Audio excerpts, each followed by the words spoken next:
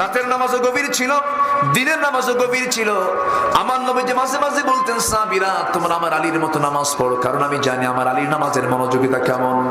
এমন একটা চিন্তা এক সাহাবীর ভিতরে চলে আসলো, নামাজের মধ্যে মাঝে মাঝে দুনিয়ার কথা মনে হয়, হয় না? লোকগুলো ওঠে কেন? এই যে উঠতেছে কেন? সমস্যা? এই ধমক দিয়েন না। ও চাপ না, অনেক রাত হয়ে গেছে, আমি আর চালাবো না, আমিও শেষ করে দেব। কষ্ট পাচ্ছেন নাকি আপনারা? একটু বসেন না, খুব যদি অসুবিধা হয় একটু বলবেন, হুজুর এই একটা নোটটা উঁচু করলেই ঠিক হয়ে যাবে, কোনো সমস্যা নাই। দুই একটা থাকবে, যে দুই একটা থাকবে, ঠিক আছে। বিড়ি খাওয়া যেন হয় না আবার।